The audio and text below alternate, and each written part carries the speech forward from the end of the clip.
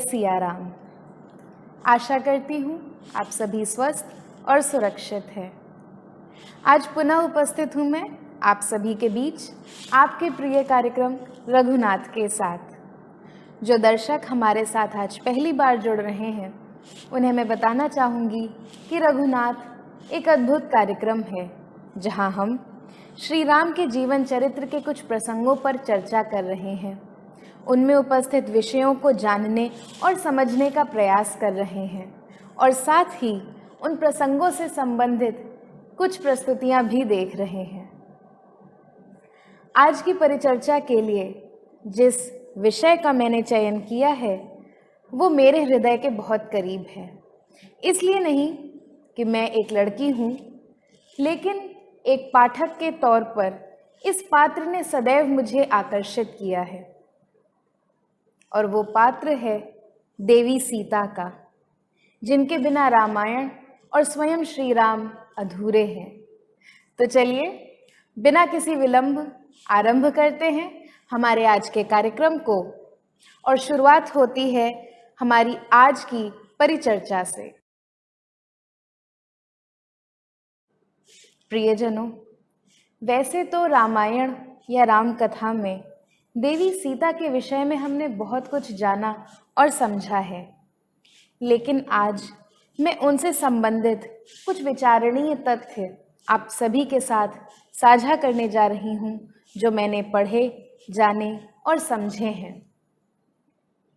देवी सीता का जन्म वैशाख माह के शुक्ल पक्ष की नवमी तिथि को मनाया जाता है और इसको सीता नवमी के नाम से भी जाना जाता है।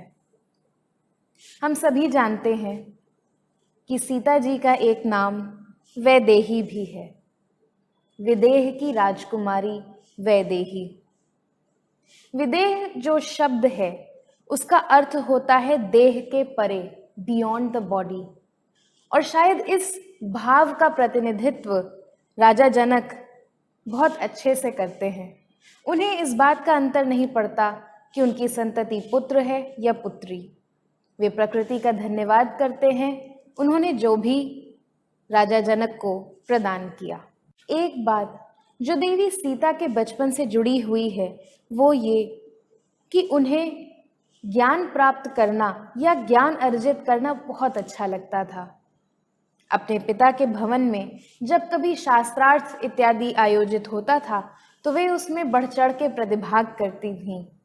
बड़े बड़े ज्ञानी जैसे अष्टवक्र, गार्गी और याज्ञवल्क्य का उन्हें सानिध्य प्राप्त हुआ और उनके आपस के बीच जो मत होते थे, जो बातें होती थीं, उनको देवी सीता बहुत गहराई से सुनती और समझती थीं और अपने जीवन में उसे कैसे उतारना है इसका प्रयास करती थीं।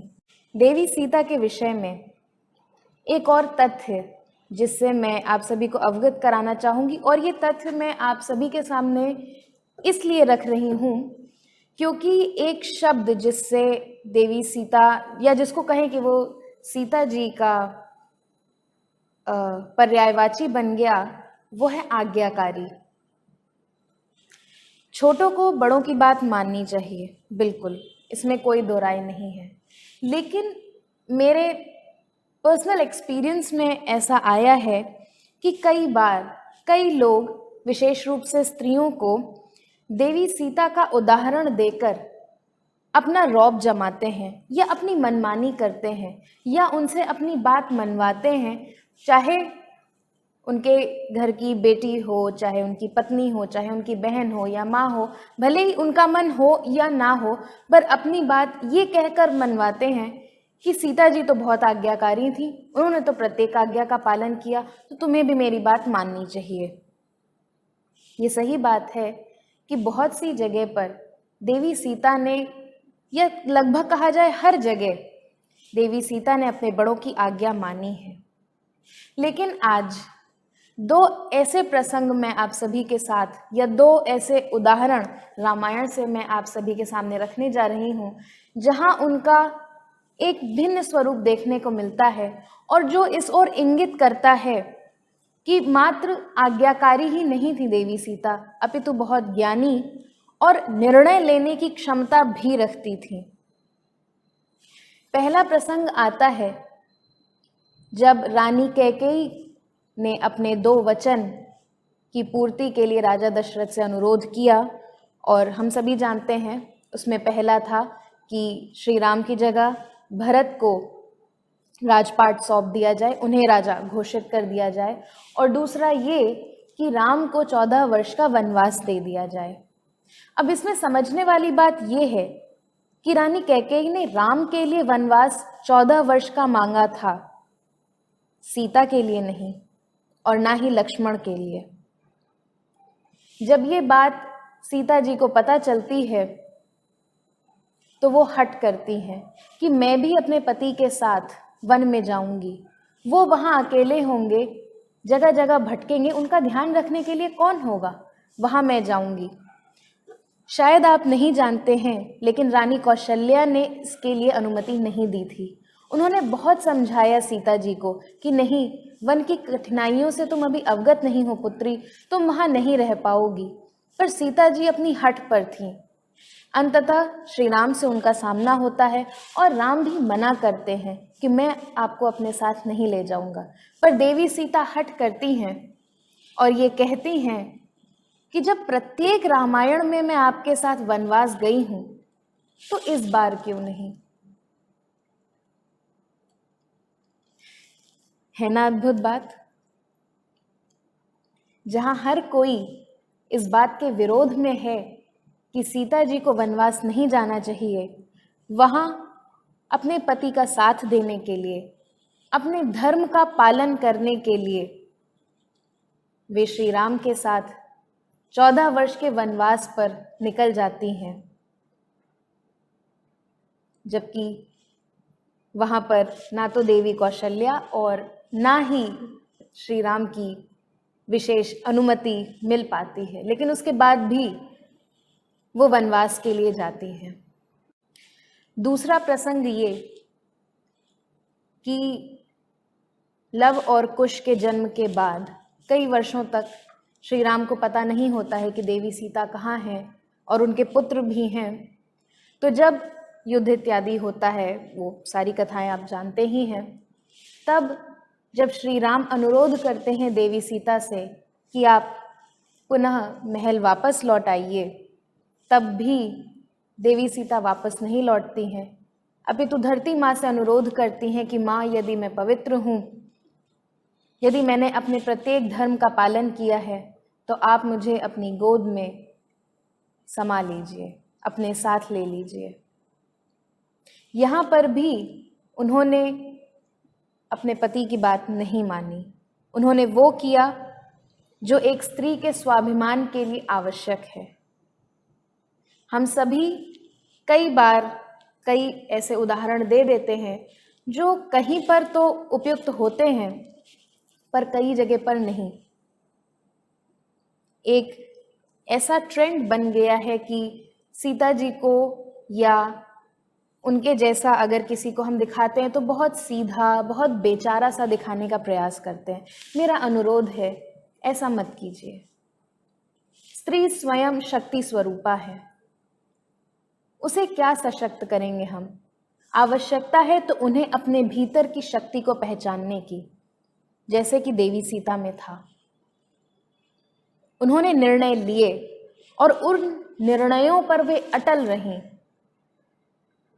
मैं आशा करती हूँ कि इन 2 प्रसंगों से जो लड़कियां, बच्चियां, स्त्रियां ये एपिसोड देख रही हैं, वो एक नया सबक सीखेंगी और एक नए दृष्टिकोण से देवी सीता को पहचानेंगी और उनसे सीखेंगी कि निर्णय लेना चाहिए। चाहे आप विवाहित हों या अविवाहित हों, चाहे आप माँ बन चुकी हों या ना, निर्णय लेने की क्षमता अपने से कभी अलग नहीं करनी चाहिए। देवी सीता एक इस रूप में भी हम सभी को देखने को मिलती हैं। एक और तथ्य जो मैंने देवी सीता के बारे में पढ़ा और मेरी इच्छा हुई आप सभी के साथ शेयर करने की वो ये कि उन्हें जड़ी बूटियों का बहुत विशेष ज्ञान था। और अपहरण के पश्चात जब अशोक वाटिका में रावण ने उन्हें रखा था, तब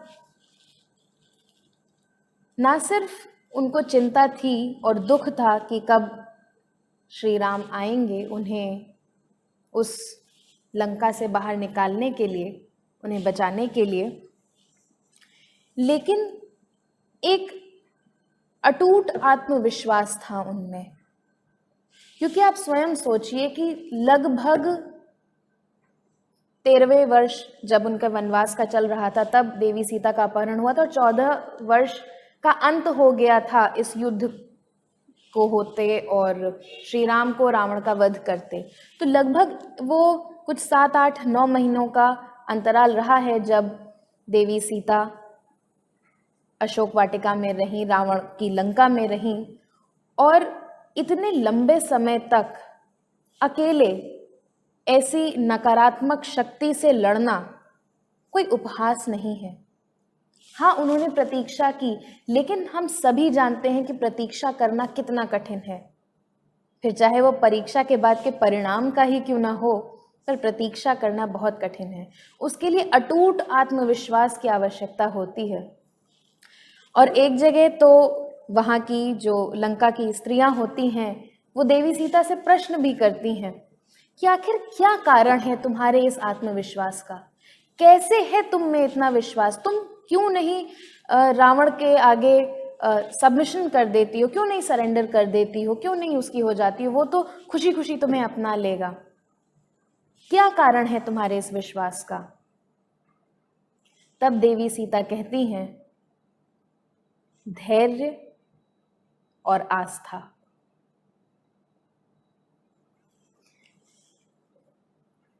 धैर्य और आस्था ही है जिसने उनके भीतर इस आत्मविश्वास को जीवित रखा, और ये उनके आत्मविश्वास का हम प्रताप कह सकते हैं कि श्री राम लंका तक पहुंचे और रावण का वध किया।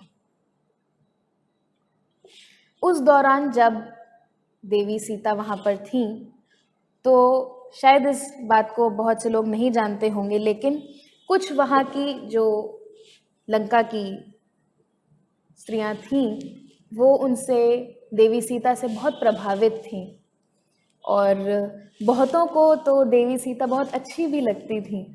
ऐसे में वे उनसे बातें करती थीं, उनका मन बहलाने का प्रयास करती थीं, और कहीं ना कहीं सभी को देवी सीता से सहानुभूति थी। और भले ही वो सामने प्रत्यक्ष रूप में नहीं कहती थी, लेकिन अप्रत्यक्ष सभी के मन में था कि प्रभु राम आएंगे और देवी सीता को यहाँ से वापस ले जाएंगे, यहाँ से बचा के ले जाएंगे। उस दौरान ऐसे बहुत से बोर्ड गेम्स देवी सीता ने डेवलप किए जो आज भी लंका में खेले जाते हैं। श्रीलंका में वे आज भी खेले जाते हैं, और ये पहली बार नहीं है कि हम बोर्ड गेम्स की बात कर रहे हैं। अगर आपने शिव पुराण पढ़ी हो तो शिव और शक्ति, महादेव और देवी पार्वती भी कई ऐसे बोर्ड गेम्स खेलते हैं, जैसे चौसर। ऐसे ही बोर्ड गेम्स का हमें रेफरेंस रामायण में भी मिलता है। जो देवी सीता ने जिन्हें बनाया था, उसमें से एक है विमानम या फ्लाइंग चैरियट, और एक है वाघ बकरी, गोट्स एंड टाइगर्स। कहा जाता है कि इनका जो डेवलपमेंट है, या ये जो उत्पन्न हुए, ये सीता जी की व्यथा से, उनकी पीड़ा से उत्पन्न हुए। एक और बोर्ड गेम है सिताई पिंडी के नाम से, जो देवी सीता द्वारा बनाया गया पहला बोर्ड गेम है, और ये आज भी उनके नाम से श्रीलंका में प्रचलित हैं और घरों में खेले भी जाते हैं।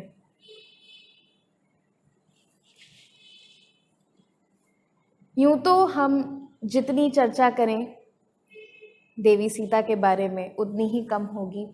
अगर आप एक दार्शनिक के तौर पर रामायण पढ़ते हैं, देखते हैं या समझने का प्रयास करते हैं, तो देवी सीता को सदैव प्रकृति का प्रतिनिधित्व करते आप देखेंगे। उन्हें हमेशा प्रकृति से जोड़ के बताया गया है और श्री राम को संस्कृति से जोड़ करके, शायद इसीलिए वो इतने बंधनों में बंधे हुए हैं।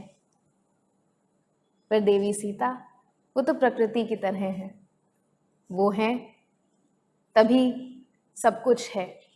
जब प्रकृति होगी उस प्रकृति में ही तो संस्कृति पल और बढ़ पाएगी और फल फूल पाएगी। देवी सीता के विषय में ये कुछ रोचक तथ्य जो मैंने पढ़े और समझे, उन्हें आप सभी के बीच रखने का प्रयास किया है। अगर आपके पास भी कुछ इससे संबंधित जानकारी हो तो मुझे ज़रूर बताइएगा। कमेंट सेक्शन में ज़रूर बताइए कि कैसा लगा आपको हमारा आज का ये परिचर्चा।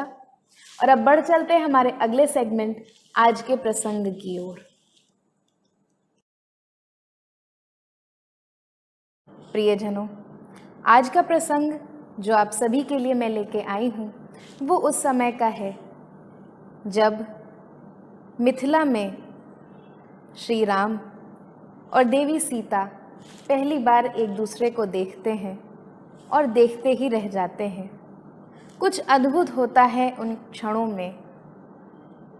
तब श्री राम के भाई लक्ष्मण उन्हें बताते हैं कि यही राजकुमारी सीता हैं जिनके लिए इस धनुष यज्ञ का आयोजन किया गया है। हमारी आज की प्रस्तुति भी इसी से संबंधित है। इसके पहले कि हम अपने अगले सेगमेंट आज की प्रस्तुति की ओर बढ़ें, मैं देवी सीता और श्री राम से संबंधित एक प्रसंग आप सभी के साथ साझा करना चाहती हूँ। ये प्रसंग अद्भुत रामायण का एक हिस्सा है। ये प्रसंग उस समय का है जब रावण के वध के बाद सभी को एक हुंकार सुनाई देती है। तब विभीषण बताते हैं कि ये ध्वनि किसी साधारण राक्षस की नहीं है, बल्कि रावण के ही भाई की है, जिसके सहस्त्र शीर्ष हैं और वो रावण से भी अधिक बलशाली है, इतना कि रावण स्वयं उससे भयभीत रहते थे और ये पुष्कर द्वीप में रहते हैं। पूरी सेना अचानक भयभीत हो जाती है कि अचानक ये कौन आ गया और इससे हम कैसे निपटेंगे। इसके पहले कि श्री राम अपना धनुष बाण निकालते और उस असुर की ओर ताने, तब तक अचानक देवी सीता अपना आकार बढ़ाती हैं। उनके अपने सहस्त्र बाहु निकल आते हैं और देखते ही देखते उनकी त्वचा श्वेत से लाल रंग की हो जाती है। वे काली का स्वरूप लेती हैं और अपने त्रिशूल से उस सहस्त्र शीर्ष वाले असुर का वध कर देती हैं। सभी आश्चर्यचकित होते हैं कि ये कैसा स्वरूप देखा है, ये क्या हुआ है। और इससे भी अधिक महत्वपूर्ण हम सभी के लिए समझने की बात है कि यदि वो देवी सहस्त्र शीर्ष वाले रावण के भाई का वध कर सकती हैं, तो क्या वो स्वयं रावण का वध नहीं कर सकती थी? बिल्कुल कर सकती थी। ओडिया के बिलंक रामायण में सीता जी को देवी का स्वरूप कहा जाता है। हम सभी उन्हें देवी लक्ष्मी स्वरूपा कहते हैं, पर इसका अर्थ ये नहीं है कि वो अपनी रक्षा नहीं कर सकती। बिल्कुल कर सकती हैं, लेकिन उन्होंने चयन किया धैर्य का और आस्था का। उन्होंने चयन किया प्रतीक्षा का कि श्री राम आए और इस असुर का वध करें। कितनी अद्भुत बात है ये और कितना सुंदर प्रसंग है ये, हम सभी को समझाने के लिए, हमारे मन को और विस्तार देने के लिए। तो चलिए आप आनंद लीजिए हमारी आज की प्रस्तुति का। कैसा लगा ये एपिसोड ज़रूर बताइएगा कमेंट सेक्शन में। मुझे दीजिए आज्ञा, भेंट होगी अगले एपिसोड में। तब तक के लिए जय रघुनाथ।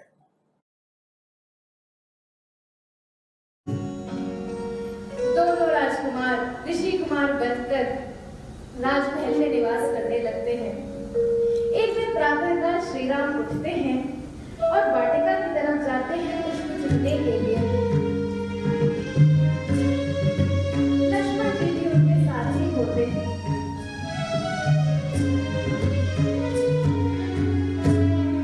और संयोग से सीता जी भी वहां आती हैं अपनी सखियों के साथ पुष्प चुनने के लिए।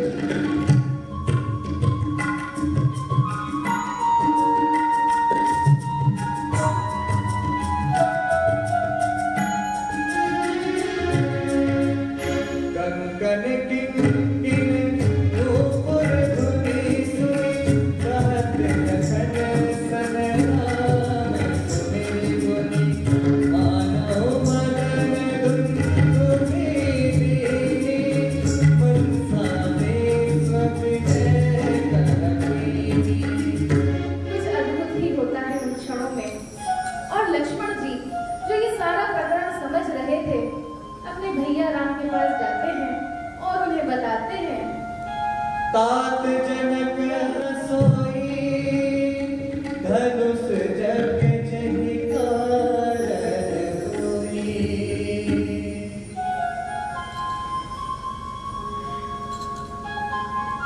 और इधर सीता जी जो अपने घर से गौरी पूजन के लिए निकली है, अपने मन में सांवले सलोने राम की छवि लेकर गौरा जी के सामने जाती हैं और उनसे प्रार्थना करने लगती हैं।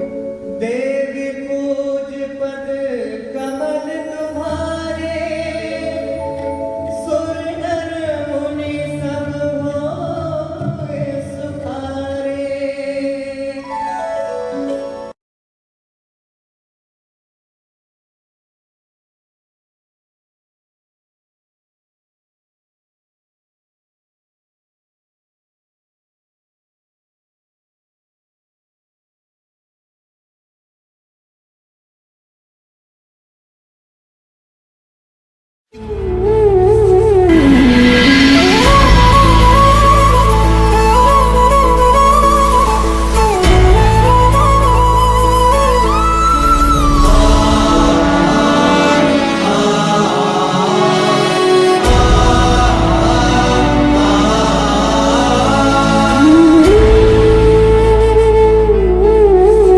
जय सिया राम। आशा करती हूँ आप सभी स्वस्थ और सुरक्षित हैं। आज पुनः उपस्थित हूँ मैं आप सभी के बीच आपके प्रिय कार्यक्रम रघुनाथ के साथ, जहाँ हम राम कथा के कुछ प्रसंगों पर चर्चाएं कर रहे हैं। उनमें उठाए गए विषयों को गंभीरता से जानने और समझने का प्रयास कर रहे हैं। साथ ही इनसे जुड़ी कुछ प्रस्तुतियां भी देख रहे हैं। तो चलिए बिना किसी विलंब आरंभ करते हैं हमारे आज के कार्यक्रम को, और शुरुआत होगी आज की परिचर्चा से।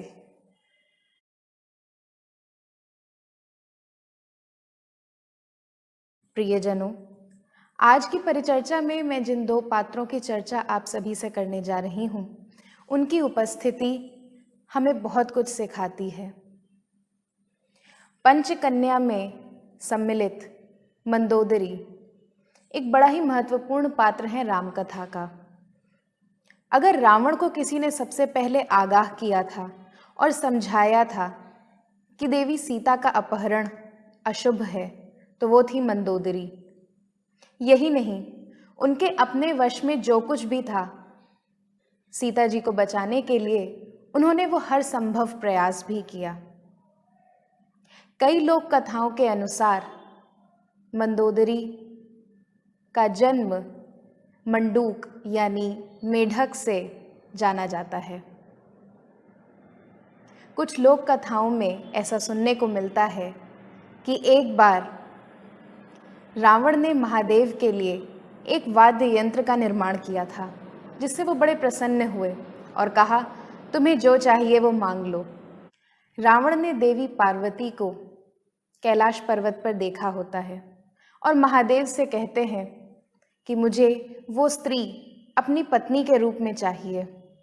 महादेव तथास्तु कह देते हैं, ये ना जानते हुए कि रावण ने जिस स्त्री के लिए उनसे वरदान मांगा है वो स्वयं उनकी पत्नी पार्वती है। पार्वती जी को महादेव पे क्रोध नहीं आता। वो जानती हैं कि महादेव तो भोलेनाथ हैं, पर उन्हें क्रोध आता है रावण की दुष्टता पे, और इसलिए वो ब्रह्मदेव के पास जाती हैं और उनसे निवेदन करती हैं कि एक मंडूक यानी मेढक को मेरे स्वरूप का बना दीजिए। और वही मंदोदरी बन जाती हैं, जिनका विवाह रावण से हो जाता है। और रावण को ये पता भी नहीं चलता कि उनका विवाह किससे हो गया है। जिनसे विवाह हुआ है वो पार्वती नहीं, उनका प्रतिरूप है। जैन ग्रंथ उत्तर पुराण में ये उल्लेख मिलता है कि देवी सीता मंदोदरी की पुत्री हैं। इंद्रजीत को जन्म देने से पहले देवी सीता को मंदोदरी ने जन्म दिया था, और ज्योतिषाचार्यों ने ये भविष्यवाणी की थी कि ये पुत्री रावण के अंत का कारण बनेगी, रावण की मृत्यु का कारण बनेगी, और इसीलिए मंदोदरी ने उन्हें छोड़ दिया था। बाद में सीता जी जनक को मिली और उन्होंने उनका पालन पोषण किया। इसीलिए जब कभी मंदोदरी सीता जी की ओर देखती थी तो वो यही सोचती थी कि क्या ये वही पुत्री है, क्या ये मेरी पुत्री है, और यदि ये सत्य है तो इस अधर्म को रोकना ही होगा। जब रावण सीता जी का अपहरण करके उन्हें लंका ले जाते हैं तो मंदोदरी द्वार पे ही उन्हें रोक देती हैं, उन्हें महल के भीतर प्रवेश नहीं करने देती हैं, ये कहते हुए कि एक रोती हुई स्त्री घर के लिए अशुभ होती है। यहाँ जो स्त्री आई है वो अपनी इच्छा पर आई है, किसी को ज़बरदस्ती यहाँ नहीं लाया गया है, और इसीलिए ये भी महल में तभी प्रवेश करेगी जब इनकी इच्छा होगी।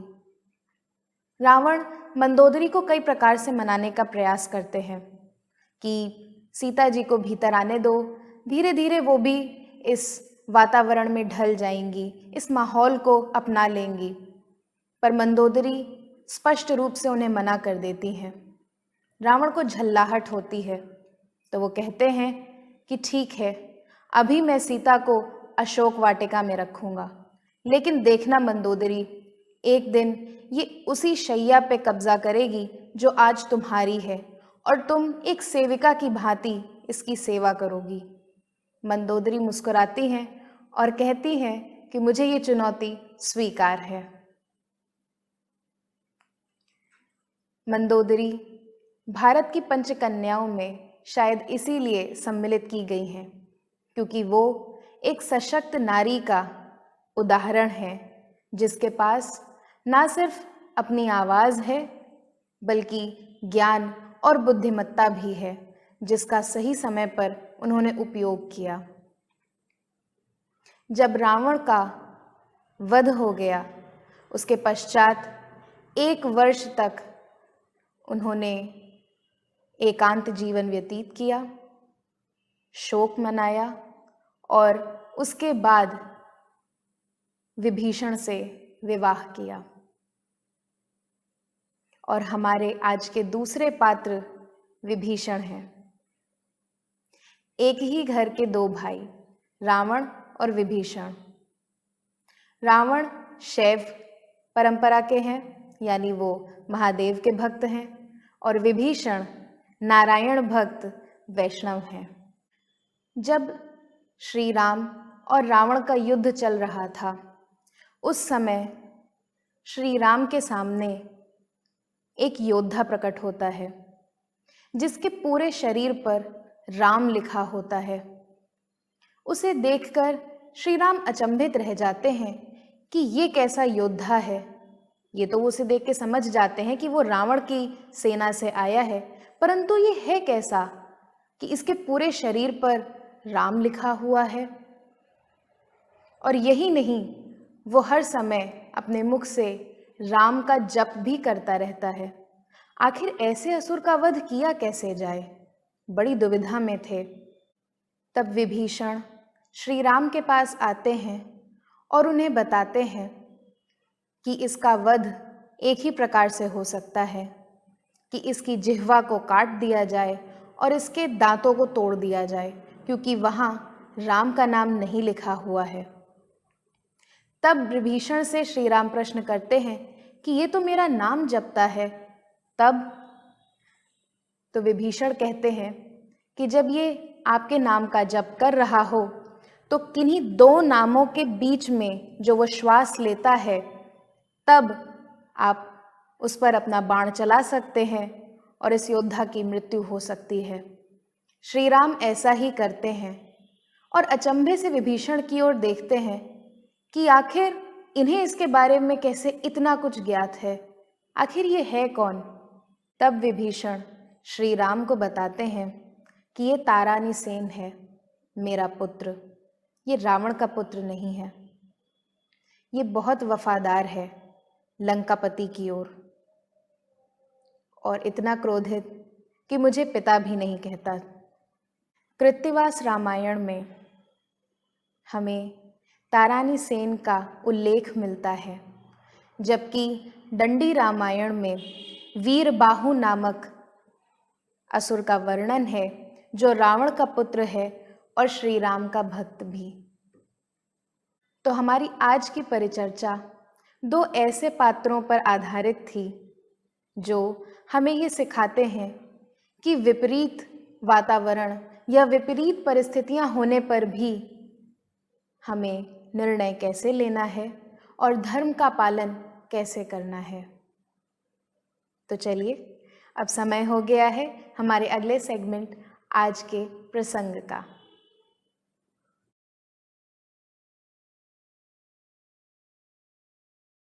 भारत में राम कथा की कई सारी रिटेलिंग्स हैं, उनसे जुड़ी कई सारी लोक कथाएं भी हैं, जिन्हें हम पिछले कई एपिसोड से सुनते चले आ रहे हैं। लेकिन आज जो मैं आपके लिए कथा लेके आई हूँ हमारे आज के प्रसंग में, वो थाई रामायण, जिसे रामकीन कहते हैं, वहाँ से या वहाँ पर सुनने और पढ़ने को मिलती है। इस कथा के अनुसार जब सेतु निर्माण का कार्य चल रहा था और रावण को ये तय था, लगभग तय था, कि श्री राम लंका पहुंच ही जाएंगे, तब देवी सीता को दुखी करने के लिए या उन्हें हताश करने के लिए रावण ने एक चाल चली, एक षड्यंत्र रचा। वो क्रोधित होकर दो सिर अपने हाथ में ला करके सीता जी के सामने फेंक देता है और कहता है कि ये देखो, मैंने तुम्हारे पति और तुम्हारे देवर का वध कर दिया है, ये उन दोनों के शीश हैं। सीता जी कोई उत्तर नहीं देती हैं, ना तो वो क्रोधित होती हैं, ना वो रोती हैं। वो कुछ बोलना चाहती हैं पर बोल भी नहीं पाती। वो दुख, वो पीड़ा जो होती, वास्तव में यदि श्री राम को कुछ हो गया होता, वो उन्हें आभास ही नहीं होती है, वो उस भाव को महसूस ही नहीं कर पाती हैं। जब मन में ऐसे कोई भाव नहीं आते हैं, ना दुख के, ना क्रोध के, ना पीड़ा के, तो वो समझ जाती हैं कि ये रावण का षड्यंत्र है, उन्हें हताश करने का, उन्हें दुखी करने का। और यह रावण का एक प्रयास होता है सीता जी को समझाने का कि राम की प्रतीक्षा करना व्यर्थ है। सीता जी रावण से कहती हैं कि तुम मुझे अपनी तंत्र विद्या से मूर्ख नहीं बना सकते हो। जब रावण वहां से क्रोधित होकर चला जाता है, तब त्रिजटा सीता जी के पास आके कहती हैं कि ऐसा ही एक प्रयास इसने राम के साथ भी किया था, उन्हें भी अपनी तंत्र विद्या से बहलाने का प्रयास किया था। और वहाँ होता ये है कि जब सेतु निर्माण का कार्य चल रहा होता है, तब वानर समुद्र में कुछ तैरता हुआ देखते हैं। उन्हें समझ में आता है कि शायद ये कोई शरीर है, तो वो उसे बाहर निकाल के रखते हैं। एक सुंदर सी स्त्री, जिसके हाथ पैर गले में कोई श्रृंगार या कोई अलंकरण नहीं, उन्हें ऐसा भास होता है कि ये सीता जी तो नहीं। लक्ष्मण जी मात्र उनके चरण देखते हैं और कहने लगते हैं कि ये तो सीता जी हैं। लगता है रावण ने उनका वध करके उन्हें समुद्र में फेंक दिया है। श्री राम को भी समझ नहीं आता कि ये है क्या और हो क्या रहा है। उन्हें ऐसा लगता है कि शायद यही हुआ होगा। हनुमान जी को कुछ इस बात पे शंका होती है, तो वो शीघ्र ही लकड़ियों का एक ढेर लगाते हैं और अंतिम संस्कार करने जा ही रहे होते हैं। पीछे से राम जी कह रहे होते हैं कि नहीं, वो एक राजकुमारी हैं, एक रानी है, इसलिए उनका अंतिम संस्कार पूरे साजो श्रृंगार के साथ होना चाहिए, इस तरह साधारण रूप से नहीं। हनुमान जी उस शरीर को उठा के जलती हुई चिता पे रख देते हैं। किसी को कुछ समझ ही नहीं आता कि ये हुआ क्या, और तुरंत उस शरीर से चीखने चिल्लाने की आवाज़ें आने लगती हैं। हाय बचाओ मुझे, कोई तो बचाओ। सभी को समझ आता है कि ये भी रावण का एक षड्यंत्र था। वहां से एक स्त्री प्रकट होती है जिसका नाम है बेंजकाया। बेंजकाया स्वयं एक तांत्रिक थी और हनुमान जी ने जो किया उससे उस तांत्रिक का अंत हो गया। तभी से तंत्र विद्या या जो लोग तंत्र विद्या का दुरुपयोग करते हैं उनसे सुरक्षा प्राप्त करने के लिए या उनसे बचने के लिए हनुमान जी की पूजा की जाती है। ऐसा समझा जाता है कि यदि बजरंग बली की उपासना की गई तो कोई तंत्र, कोई काला जादू, कोई टोना टोटका आप पे काम नहीं आता। तो ये था हमारा आज का प्रसंग। राम कथा से संबंधित भारतीय लोक कथाओं को तो हम सदैव सुनना और जाना ही करते हैं, पर आज विदेशी रामायण के लोक कथा को भी हमने जाना। उम्मीद करती हूँ आपको अच्छा लगा होगा। तो अब समय हो गया है हमारे अगले सेगमेंट आज की प्रस्तुति का, और हमारी आज की प्रस्तुति है मेघनाद और कुंभकर्ण वध पर। इतना सरल नहीं था रावण के पुत्र पर विजय प्राप्त करना, लेकिन देवी का आशीर्वाद हो तो कुछ भी असंभव नहीं है। तो भेंट होगी आप सभी से अगले एपिसोड में। मुझे दीजिए आज्ञा। जय रघुनाथ।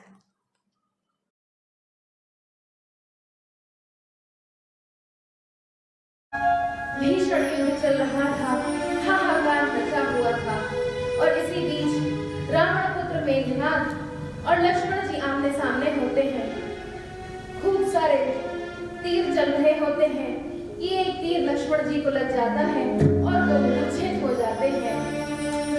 तब लंका से सुषेण वैद्य को बुलाया जाता है, जो उपचार के लिए संजीवनी बूटी लाने को कहते हैं। हनुमान जी बड़ी शीघ्रता से हिमालय पर्वत की ओर भागते हैं, परंतु उन्हें कुछ समझ नहीं आ रहा था कि कौन सी जड़ी बूटी लानी है, तो वो पूरा पहाड़ ही उठा कर ले आए और उस जड़ी बूटी से लक्ष्मण जी का उपचार किया गया और वो धीरे धीरे स्वस्थ होने लगे। इधर श्री राम बड़ी चिंता में डूब गए कि मेरे कारण इतना भीषण युद्ध हो रहा है, मेरा भाई आज मृत्यु के द्वार तक पहुंच गया। अब तक ये कैसे चलता रहेगा और कब तक चलता रहेगा? उन्हें यह ज्ञात था कि इंद्रजीत इस युद्ध में विजय पाने के लिए मां काली को प्रसन्न कर रहा है। तो उन्होंने सोचा कि यदि मुझे इस युद्ध में विजय चाहिए तो मुझे मां दुर्गा को प्रसन्न करना होगा। वे भी बैठ गए और दुर्गा का आवाहन करने लगे। ओम दुर्गाय नमः, ओम दुर्गाय नमः, ओम दुर्गाय नमः, ओम दुर्गाय नमः। देवी प्रकट हुई और उन्हें विजय का आशीष दिया। देवी से आशीर्वाद प्राप्त करके उनके भीतर एक नई शक्ति का संचार हुआ और पूरी सेना पुनः युद्ध के लिए तत्पर हो गई। जय लंके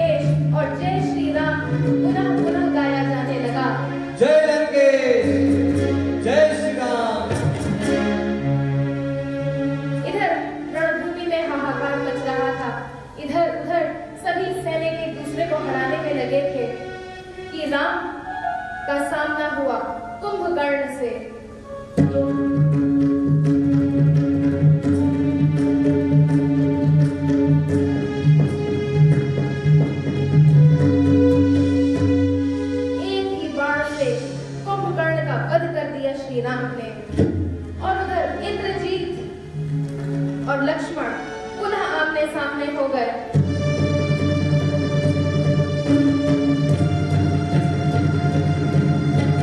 इस बार लक्ष्मण जी ने इंद्रजीत का वध कर दिया।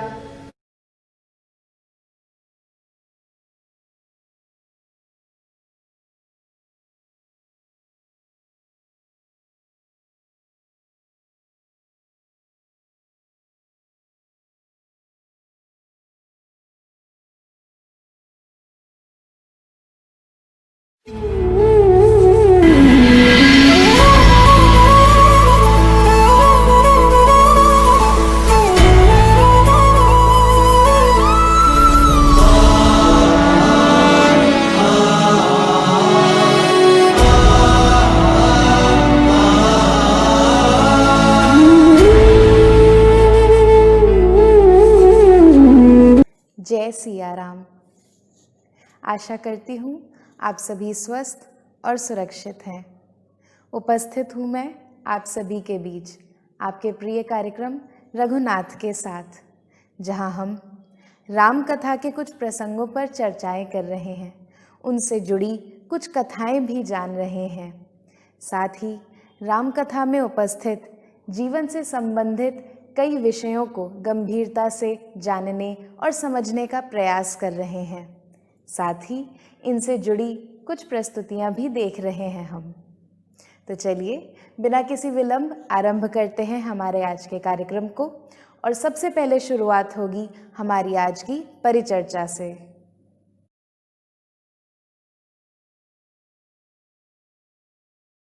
प्रियजनों, हमारे जीवन में आने वाली प्रत्येक बाधा एक परीक्षा होती है और हर सहायता ईश्वरीय सहयोग का स्वरूप। आज की परिचर्चा में भी मैं इन्हीं से संबंधित कुछ कथाएं आपके साथ साझा करने वाली हूँ। ये तो हम सभी जानते हैं कि रावण ने देवी सीता का अपहरण एक षड्यंत्र के अंतर्गत करने का प्रयास किया और वो उसमें सफल भी हुआ। लेकिन ये पहली बार नहीं था कि ऐसा कुछ हुआ हो। इसके पहले भी एक बार ऐसा हो चुका है। जी, पंचवटी में एक बार जब सीता जी माला बनाने के लिए पुष्प तोड़ रही थीं, तभी अचानक एक राक्षस ने पीछे से उनको जकड़ लिया और देखते ही देखते लक्ष्मण जी के सामने उन्हें उठा के ले जाने लगा। लक्ष्मण जी उस राक्षस का पीछा करते और श्री राम को तुरंत ही उन्होंने आवाज दी। बिना कोई समय लगाए राम ने अपने बाणों से उस असुर के पैर भेद दिए और वो वहीं जमीन पर गिर पड़ा और उसकी जकड़ से सीता जी छूट गई। वो असुर था विराध। जब वो राक्षस जख्मी होकर जमीन पर गिर गया, तब राम और लक्ष्मण जी उसके पास आए। उस राक्षस ने हाथ जोड़कर श्री राम को धन्यवाद दिया और अपना परिचय दिया कि मैं एक गंधर्व था जो श्रापित था। आज आपने मुझे मुक्त कर दिया है। एक कृपा और कीजिए कि मुझे पृथ्वी के भीतर इतना नीचे गाड़ दीजिए कि कोई भी पक्षी मुझे या कोई जानवर ढूंढ ना पाए। जैसा कि राक्षस ने कहा, राम और लक्ष्मण ने एक बड़ा सा गड्ढा खोदा और उसी में उस राक्षस को दबा दिया, ऊपर मिट्टी की एक परत डाल दी। ऐसा करने पर पृथ्वी के उस हिस्से से एक सुंदर पुरुष प्रकट हुए। उन्होंने बताया कि मेरा नाम तुम्बुरु है। आज तक मैं श्रापित था और वन वन भटक रहा था, परंतु आज आपके कारण मैं श्राप मुक्त हो गया हूँ। इसी तरह एक और कथा है जो देखने में तो लगता है कि एक बड़ी बाधा है, पर कहीं ना कहीं वो हमारे लिए, हमारे व्यक्तित्व को संवारने का काम करती है। और ये कथा भी एक असुर की ही है। जब जटायु ने श्री राम और लक्ष्मण जी को बताया कि एक राक्षस आपकी पत्नी को दक्षिण दिशा की ओर ले गया है, तब उनका अंतिम संस्कार करके बिना कोई समय गंवाए श्री राम और लक्ष्मण जी दक्षिण दिशा की ओर अपनी यात्रा आरंभ करते हैं। श्री राम को ना तो भय होता है कि भूखा शेर दहाड़ रहा है, हाथियों के झुंड की आवाज़ें आ रही हैं, दिन है रात है, कोई भी समय हो, वो मात्र सीता जी को ढूंढने के लिए वन वन भटक रहे थे और लक्ष्मण जी अपने भैया का साथ दे रहे थे। बहुत आगे वन में भीतर घने वन में पहुंचने पर उन्हें पता ही नहीं चलता है कि कब एक असुर ने उन्हें पकड़ लिया और वो बड़ा ही विचित्र सा असुर था।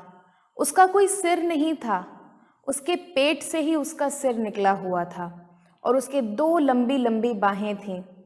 उसने एक हाथ में राम को जकड़ा और दूसरे में लक्ष्मण जी को।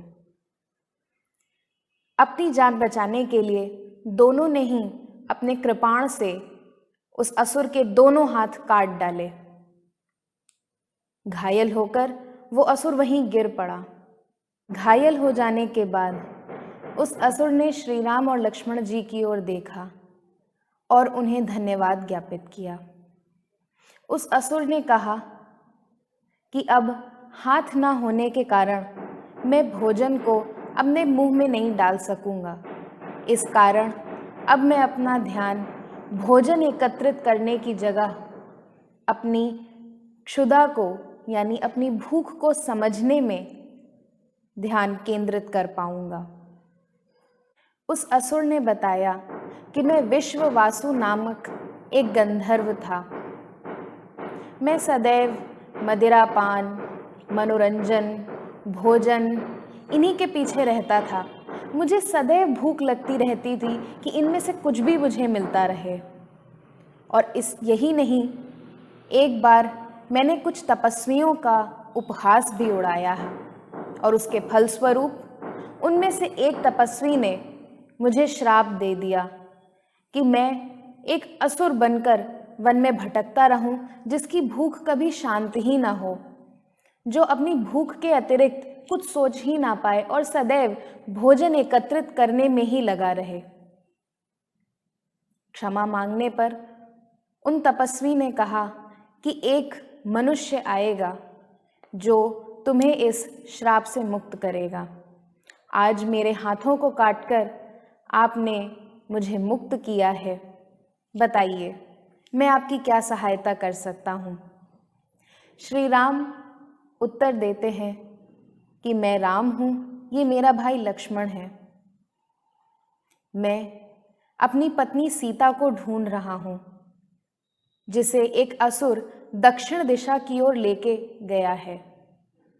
विश्ववासु समझ जाते हैं और कहते हैं कि जिस असुर की बात आप कर रहे हैं वो और कोई नहीं, अवश्य रावण है और वो आपकी पत्नी का अपहरण करके लंका लेके गया है। आपको वानरों की सहायता लेनी चाहिए। भोजन की खोज में इन वानरों ने दक्षिण दिशा में कई यात्राएं की हैं। वे आपकी सहायता अवश्य कर सकेंगे। इसलिए आपसे अनुरोध है कि किष्किंधा नगरी की ओर आप आगे बढ़िए। ऋषिमुख पर्वत के पास, जो पंपा नदी के पास है, वहाँ आपको वानर मिलेंगे जो आपकी सहायता कर सकेंगे दक्षिण की यात्रा में और लंका ढूंढने में। इस प्रकार दिशा का ज्ञान उनसे लेकर राम और लक्ष्मण जी आगे बढ़ते हैं। तुलसीदास जी की वाल्मीकि रामायण के अनुसार लंका और दक्षिण दिशा की ओर यात्रा का जो ये ज्ञान है वो शबरी के माध्यम से श्री राम तक पहुंचता है। लेकिन इसमें एक और कथा हमें ये भी सुनने और पढ़ने को मिलती है जो वाल्मीकि रामायण में है।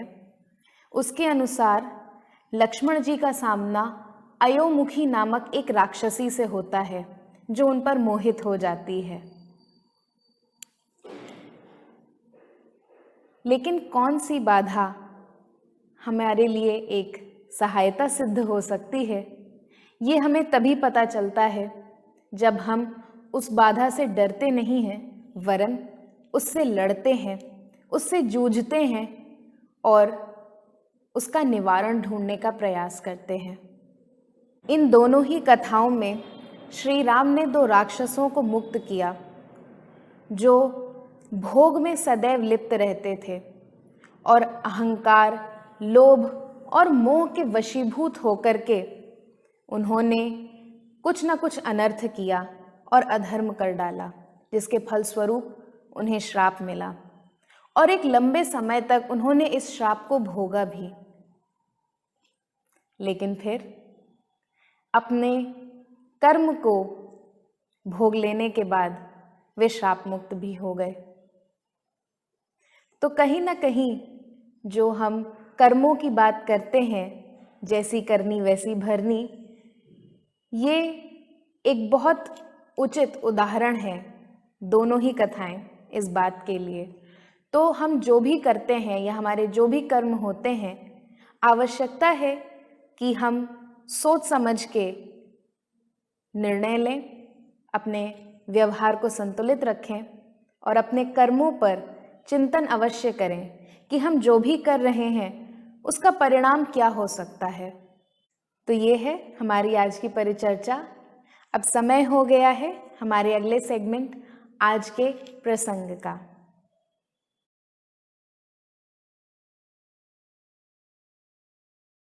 प्रियजनों, आज का प्रसंग बहुत ही प्रसिद्ध और आप सभी का जाना पहचाना हुआ है, शबरी के बेर।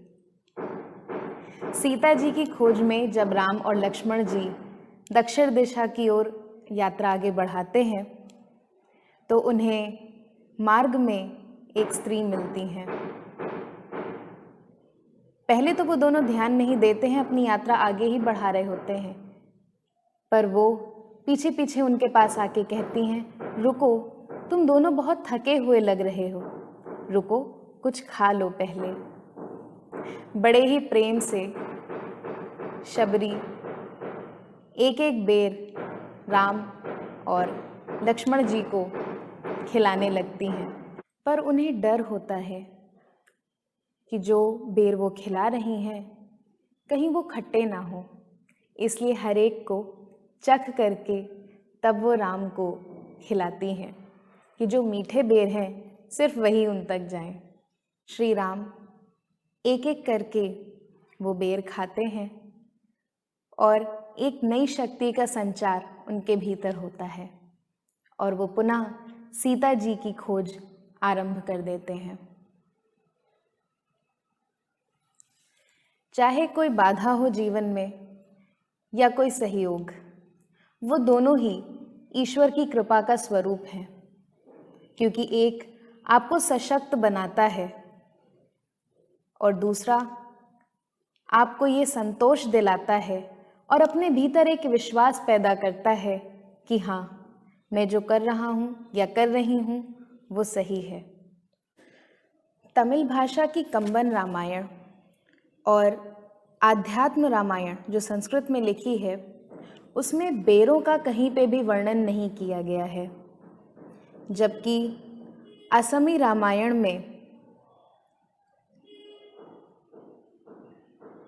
इंद्रदेव शबरी के लिए एक विमान भेजते हैं और उन्हें स्वर्ग लोक ले आते हैं। बेरों की कथा हमें 18वीं शताब्दी के बाद लोक कथाओं में सुनने को मिलती है और सामाजिक भेदभाव को समाप्त करने का एक अद्भुत मार्ग प्रशस्त करती है। तो ये है हमारा आज का प्रसंग और इन्हीं से जुड़ी हुई है हमारी आज की प्रस्तुति भी। हमारे अगले सेगमेंट आज की प्रस्तुति में आप कबंध नामक राक्षस और शबरी की कथा देखेंगे। उम्मीद करती हूँ हमारा आज का एपिसोड आपको अच्छा लगा होगा। ज़रूर बताइएगा कमेंट्स में, या आप हमें ईमेल भी कर सकते हैं classicvipa@gmail.com पर।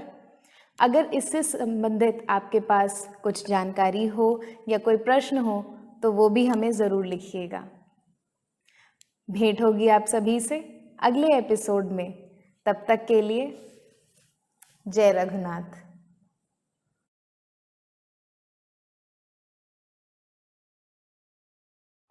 राम और लक्ष्मण दक्षिण दिशा की ओर आगे बढ़ चलते हैं। चलते चलते उनको शबरी मिलती है जो पलके बिछाए राम की दिशा देख रही होती है। राम और लक्ष्मण का स्वागत कर वो एक एक बेर अपने हाथों से उन्हें खिलाने लगती है।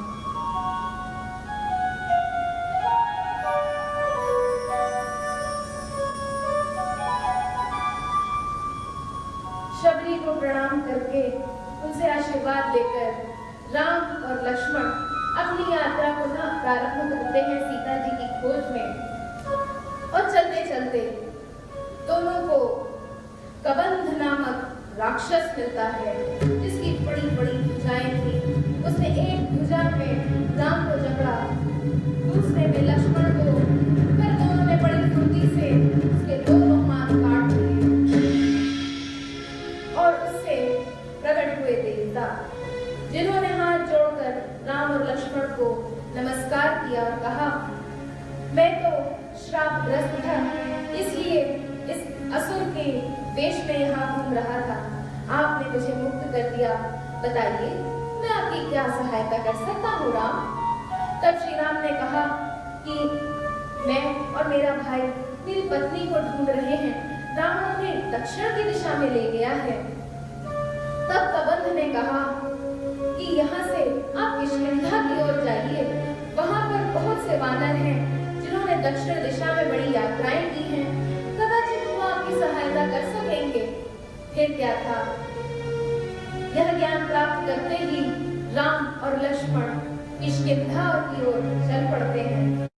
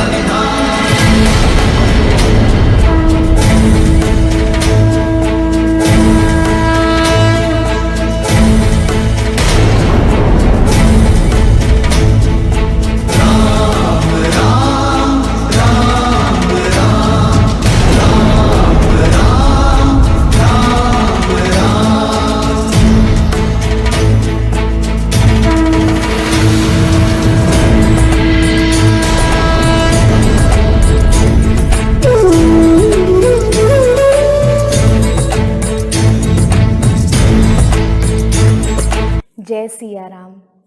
आशा करती हूँ आप सभी स्वस्थ और सुरक्षित हैं। आज पुनः उपस्थित हूँ मैं आपके प्रिय कार्यक्रम रघुनाथ के साथ, जहाँ हम श्री राम के जीवन चरित्र के कुछ प्रसंगों पर चर्चाएं कर रहे हैं। उनमें उपस्थित पात्रों और कुछ महत्वपूर्ण विषयों को गूढ़ता से जानने और समझने का प्रयास कर रहे हैं और इन्हीं से संबंधित कुछ प्रस्तुतियां भी देख रहे हैं। तो चलिए बिना किसी विलंब आरंभ करते हैं हमारे आज के कार्यक्रम को और सबसे पहले बढ़ चलते हैं हमारे पहले सेगमेंट आज की परिचर्चा की ओर।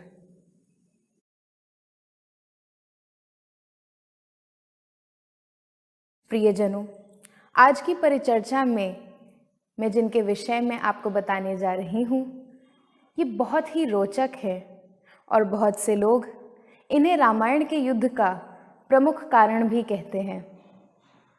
मेरे विचार से आप समझ गए होंगे, मैं बात कर रही हूँ शूर्पणखा की। जैसा कि नाम कहता है, शूर्पणखा अर्थात वो जिसके नाखून सूप जैसे लंबे हों। वो रावण की बहन है, ये तो हम सभी जानते हैं, लेकिन इसके अतिरिक्त इनसे जुड़ी कुछ लोक कथाएं हैं जो हमें कम ही सुनाई देती हैं और जिनको जान करके हम घटनाओं के एक क्रम को समझ सकते हैं। जब वनवास में श्री राम, लक्ष्मण और सीता जी रह रहे थे, वन में सीता जी ने एक दिन श्री राम से प्रश्न किया कि क्या ये आवश्यक है कि आप रोज शिकार करें। श्री राम कहते हैं कि ये जंगल है, ये वन है, कोई बगीचा नहीं जहाँ हम आराम से रह सकें। यहाँ अपने कौशल को बरकरार रखने के लिए ये ज़रूरी है कि हम प्रतिदिन अभ्यास करें और इसीलिए हमें रोज़ शिकार करना पड़ता है, जिससे जब कभी आवश्यकता पड़े तो हम अपना और हम तीनों का संरक्षण कर सकें। इसी से संबंधित है एक कथा। एक दिन लक्ष्मण जी अपना कृपाण लेकर शिकार करने निकलते हैं। उन्हें एक जंगली सूअर मिलता है। वो बहुत तेज़ी से उसका पीछा करते हैं और पीछा करते करते उसका शिकार करने के लिए अपना कृपाण फेंकते हैं, पर उन्होंने ध्यान नहीं दिया होता है और उनका कृपाण वो लक्ष्य को चूक जाता है और उस जंगली सूअर को मारने की जगह एक तपस्वी का शीश धड़ से अलग कर देता है। अचानक लक्ष्मण जी को समझ आता है कि लक्ष्य उनसे चूक गया है और यहाँ एक निर्दोष की हत्या हो गई है। वो बहुत डर जाते हैं और दुखी होते हैं कि ये उनसे क्या हो गया। पर उसी समय इंद्रदेव प्रकट होते हैं और कहते हैं, लक्ष्मण चिंता मत करो, ये जो हुआ अच्छे के लिए हुआ। ये कोई साधारण तपस्वी नहीं था, ये रावण का भतीजा सन कुमार है जो तपस्या कर रहा था, और यदि इसकी तपस्या सफल हो जाती तो ये मेरा सिंहासन छीन लेता। उसी रात को बैठकर राम, लक्ष्मण, सीता जी तीनों चर्चा कर रहे होते हैं कि दिन में हुआ क्या। लक्ष्मण जी कहते हैं, मुझे भीतर से बिल्कुल अच्छा नहीं लग रहा, मैंने जो कुछ भी किया। परंतु इंद्रदेव ने कहा कि ये जो हुआ अच्छे के लिए हुआ। श्री राम उत्तर देते हैं, घटनाएं तो घटनाएं होती हैं लक्ष्मण, मनुष्य उन्हें अच्छा या बुरा कहता है, और कहीं ना कहीं ये बात सच भी है। इस कथा में मैंने आपको बताया कि रावण का भतीजा तपस्या में लीन था, परंतु ऐसी क्या आवश्यकता आ पड़ी थी कि उसे तप करना पड़ा। ये कथा उसकी माँ से संबंधित है। एक बार मंदोदरी ने शूर्पणखा को भोजन में मांस परोसने से मना कर दिया। दोनों के बीच बड़ी कहासुनी हो गई। रावण मंदोदरी को समझा रहे थे और शूर्पणखा के पति विद्युत जीव उन्हें समझा रहे थे। कहासुनी काफ़ी ज़्यादा बढ़ गई और क्रोध में आकर शूर्पणखा के पति यानी विद्युत जीव ने एक ही बार में रावण को निगल लिया। सभी डर गए, ये क्या हो गया। एक ही उपाय था जिससे रावण को जीवन दान मिल सकता था, और वो ये कि जिस व्यक्ति ने उन्हें निगला है उसका पेट काट करके रावण को बाहर निकाल लिया जाए। ऐसे में रावण को जीवन दान तो मिल जाता, लेकिन जिस व्यक्ति का पेट काटा जाता उसकी मृत्यु हो जाती। रावण अपनी बहन से विनती करते हैं कि ऐसा ही करो, बदले में मैं तुम्हें वचन देता हूँ कि तुम्हारे पुत्र को ही लंका का अगला उत्तराधिकारी घोषित करूँगा, और साथ ही तुम्हारी इच्छा से तुम जिससे कहो उससे तुम्हारा विवाह भी करा दूंगा। ये सुनकर शूर्पणखा प्रसन्न हो जाती हैं और रावण को जीवन दान मिल जाता है। तो भले ही शूर्पणखा विधवा हो गई, परंतु उनके पास ये छूट थी कि वो जिससे चाहें उससे विवाह कर सकती हैं। शूर्पणखा का पुत्र जब बड़ा होता है तो वो बहुत अधीर हो जाता है। उसे समझ नहीं आता कि कब उसे उत्तराधिकारी घोषित किया जाएगा। इसीलिए वो वन में तपस्या करने जाता है एक ऐसे शस्त्र की प्राप्ति के लिए जिससे वो रावण का वध कर सके। अब लक्ष्मण जी, जिन्होंने सन कुमार का वध कर दिया, एक तरह से उन्होंने रावण को बचा लिया, लेकिन उनके कर्म ऐसे थे कि उन्हें मृत्युदंड तो मिलना ही था, और मिला भी आगे जाकर के। अपने पति और पुत्र दोनों को खो देने के बाद शूर्पणखा बहुत क्रोधित थी। वो अपने पति के हत्यारे को तो नहीं मार सकती थी क्योंकि वो उसका भाई था, लेकिन अपने पुत्र के हत्यारे को तो मारने का या उससे प्रतिशोध लेने का मन शूर्पणखा ने बना लिया था। और इसीलिए वो लक्ष्मण का पीछा करती हैं और गोदावरी के पास पंचवटी के निकट पहुंच जाती हैं राम, लक्ष्मण और सीता जी की कुटिया के पास। दूर से ही उन तीनों को देखती हैं, राम और लक्ष्मण पर मोहित हो जाती हैं और वो प्रतिशोध की अग्नि अब वासना में परिवर्तित हो जाती है। इसके आगे क्या होता है ये तो आप सभी जानते हैं। जो कथाएं मैंने आपको अभी बताई ये रामायण पर आधारित लोक कथाएं हैं जो उड़िया, तमिल, तेलुगु और मलयाली भाषा में उपलब्ध हैं।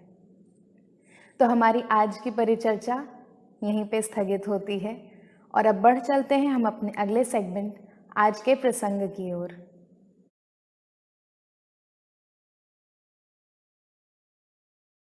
प्रियजनों, आज का प्रसंग जो मैं आप सभी के लिए लेके आई हूँ वो भी शूर्पणखा से ही संबंधित है। जब राम और लक्ष्मण पे वे मोहित हो जाती हैं तो सुंदर सा रूप धर के पहले श्री राम के पास जाती हैं और उनके सामने अपना प्रेम प्रस्ताव रखती हैं। श्री राम उसे ठुकरा देते हैं ये कह के कि मैं तो विवाहित हूँ, ये मेरी पत्नी सीता है, हाँ ये मेरा भाई लक्ष्मण यहाँ है, आप चाहें तो इनके सामने अपना प्रस्ताव रख सकती हैं, यदि वे चाहें तो स्वीकार कर लें। जब वो लक्ष्मण जी के पास जाती हैं तो लक्ष्मण जी कहते हैं मैं तो अपने भाई का दास बन के आया हूँ इस वन में, आपकी कोई सहायता न कर सकूँगा।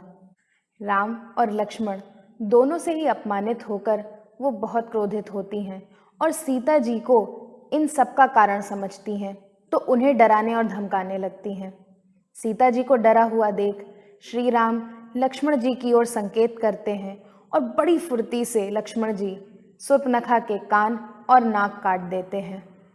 झल्लाई, चिड़चिड़ाई और दुखी रोती हुई शूर्पणखा अपने भाई रावण के पास पहुंचती हैं और आरंभ होता है षड्यंत्रों का सिलसिला। सनातन संस्कृति के साहित्य में ऐसे पात्र बड़े सारे प्रश्न प्रस्तुत कर देते हैं कि ऐसे पात्र या ऐसे लोग या ऐसे व्यक्तित्व के स्वामियों को मनुष्य कैसे देखे, घृणा के साथ या सहानुभूति के साथ। ऐसे पात्रों और ऐसे प्रसंगों के माध्यम से बार बार हमारा साहित्य, हमारे ग्रंथ इंगित करते हैं उस टकराव की ओर जो मनुष्य की इच्छाओं और सामाजिक मूल्यों के बीच बार बार उत्पन्न होता है, क्योंकि हमारी इच्छा तो कुछ होती है पर सामाजिक मूल्य उसकी अनुमति नहीं देते हैं। ऐसे में क्या करना चाहिए और अपने व्यवहार को कैसे संतुलित रखना चाहिए जिससे जीवन भी संतुलित हो सके। कितना सुंदर है ये ना प्रसंग। तो चलिए आज की प्रस्तुति इसी पर आधारित है। आज की चर्चा आपको कैसी लगी हमें ज़रूर बताइएगा। भेंट होगी अगले एपिसोड में, तब तक के लिए जय रघुनाथ।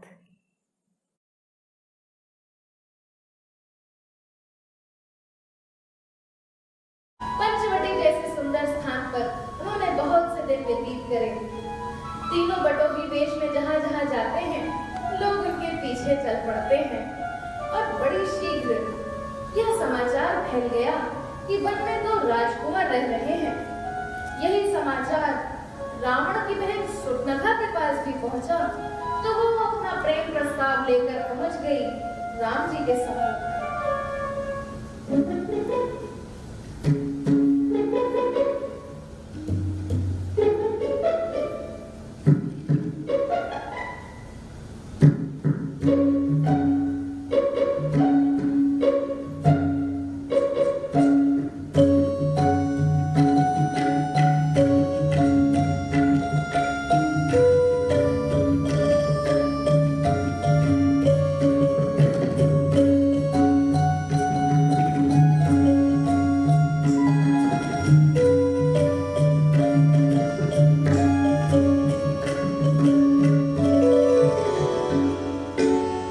रुचिर रूप धरि प्रभु पहि जाए, बोले वचन बहुत मुस्काए। तुम सब पुरुष नमो समनारे, या संजोग विधि रचा पुरारी। किंतु श्री राम उन्हें अस्वीकार कर देते हैं, यह कहकर कि मैंने तो एक पत्नी व्रत का वचन लिया है, और उन्हें लक्ष्मण की ओर संकेत करते हैं। तब सुर्पनखा लक्ष्मण जी के सम्मुख अपना प्रेम प्रस्ताव रखती हैं। तो लक्ष्मण ये उत्तर देते हैं कि मैं तो भैया के साथ वन में दास बनकर आया हूँ, तुम्हें कोई सुख न दे सकूंगा, यहाँ से चली जाओ। इस प्रकार दोनों भाइयों से अस्वीकृति पाकर वो भयंकर क्रोधित हो जाती है और सीता जी को इन सबके पीछे का कारण मानकर उनको डराने लगती है।